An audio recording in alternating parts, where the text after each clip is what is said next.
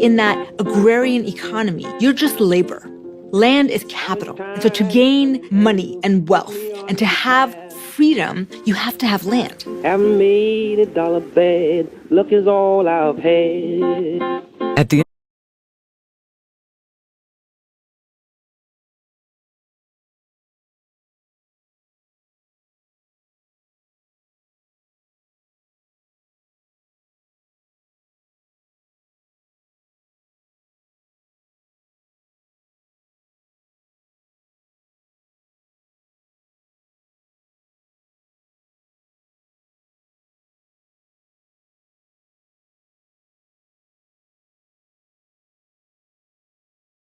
end of the war, President Abraham Lincoln had promised the freedmen 40 acres of land per family. But those promises died with Lincoln's assassination.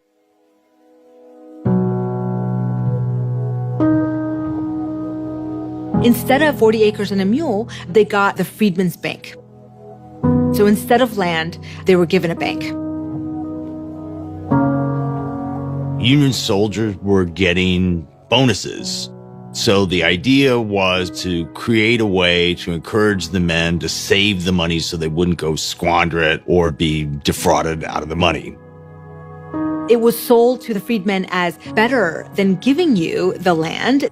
You will earn the money through wages and you will save it and you'll buy your own land and you'll feel better about that.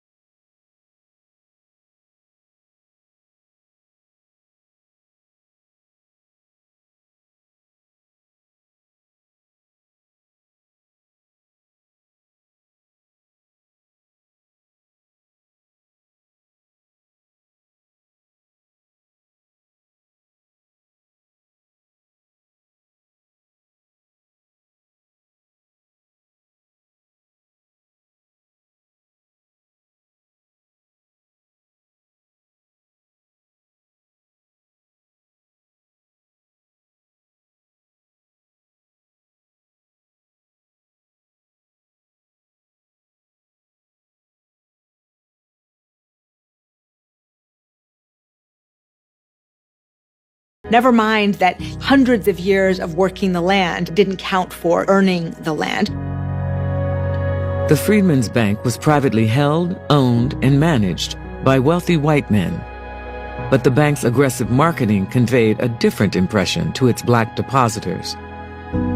The passbooks, the notes, all featured, the heroes. It was Abraham Lincoln. It was General Grant, Howard. It was very targeted. So people were saying, these are the men who freed us. And they're saying, come to this bank.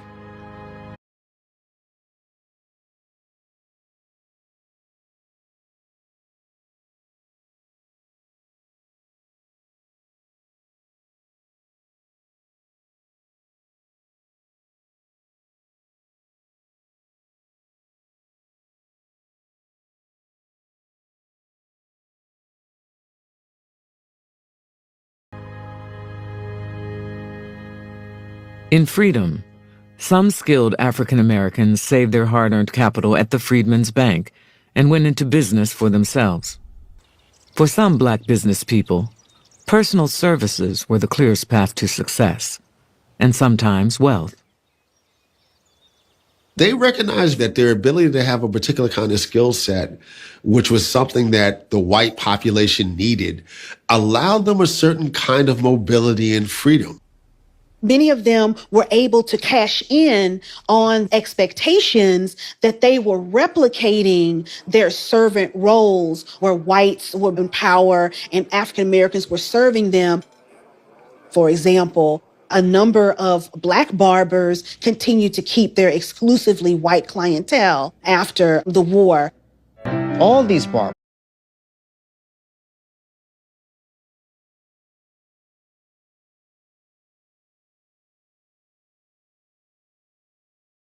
spent that time in the barbershop, nurturing these relationships with white men, and used that money from the barbershop to help fund and to help fuel a Black economic movement within their own communities.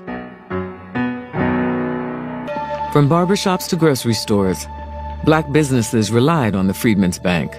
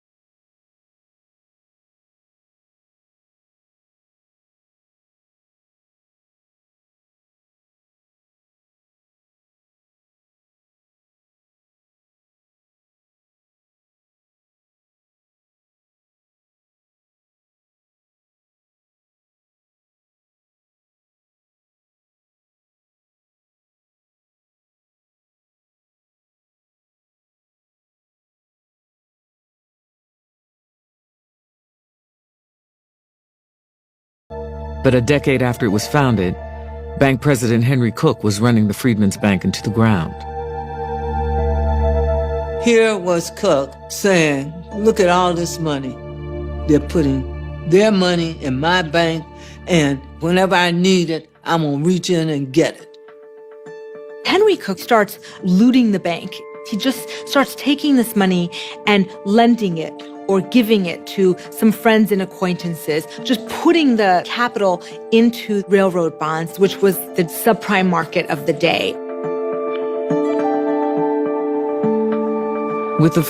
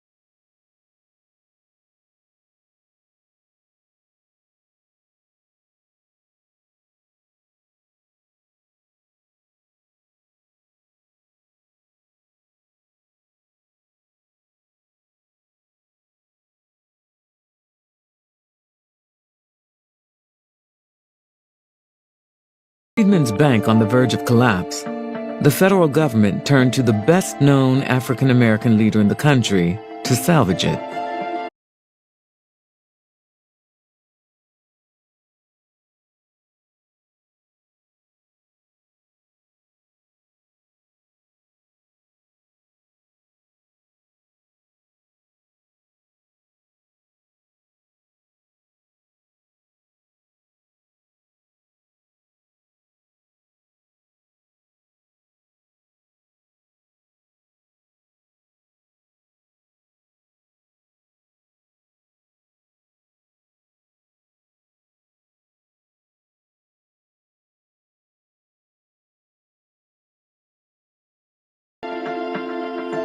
Congress brought in Frederick Douglass to serve as the new president of the Freedmen's Bank.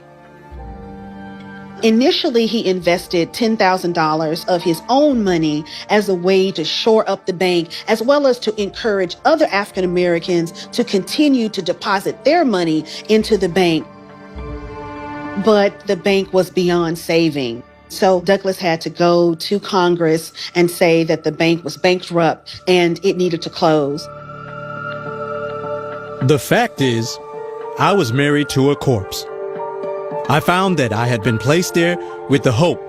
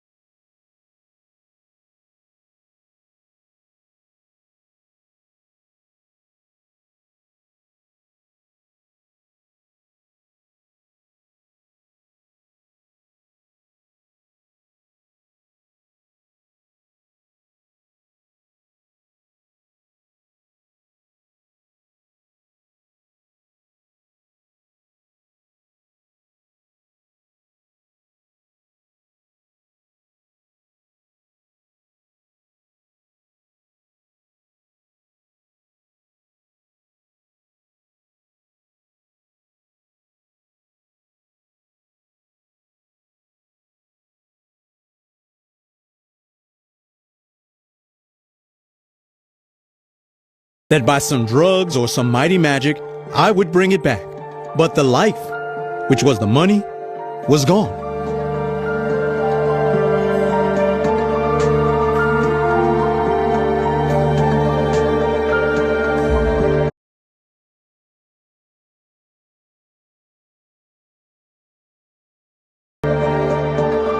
The hard-earned savings of the freedmen were lost just in the markets, just poof. And nobody gets prosecuted.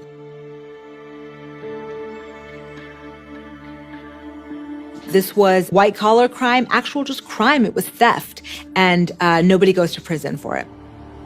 Not even 10 additional years of slavery could have done so much to throttle the thrift of the freedmen as the mismanagement and bankruptcy of the series of savings banks chartered by the nation for their special aid.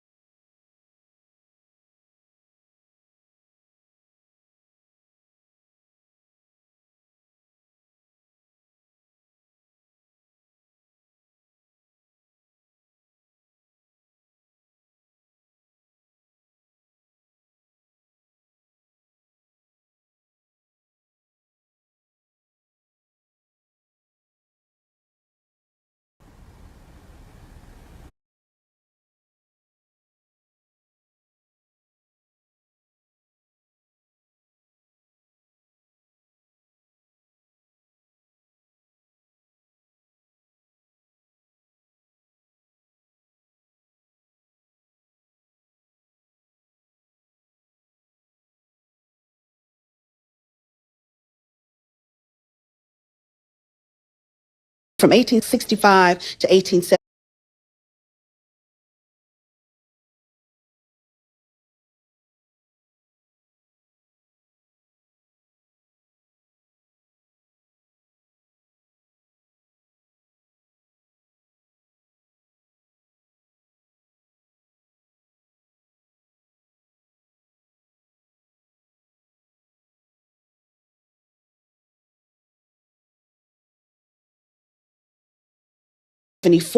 About 70,000 people deposited the equivalent of $1.3 billion in modern day numbers. So African Americans enthusiastically embraced the Freedmen's Bank. It was a deep loss for African Americans and a loss of a vast amount of Black wealth. Soon after the collapse of the bank, the federal government withdrew from the South, returning control of the region to former slave owners. The dream of full citizenship for African Americans came to a screeching halt. We see the end of efforts to educate formerly enslaved people. We see the end of the protection of the right to vote. And what is allowed to happen is a series of legislative and extra-legal attempts to suppress African-American freedom. Any land that was able to be secured is also violently retaken. And so what you see is a reassertion of that racial hierarchy in the South that had the white landowners at the top and Black labor at the bottom.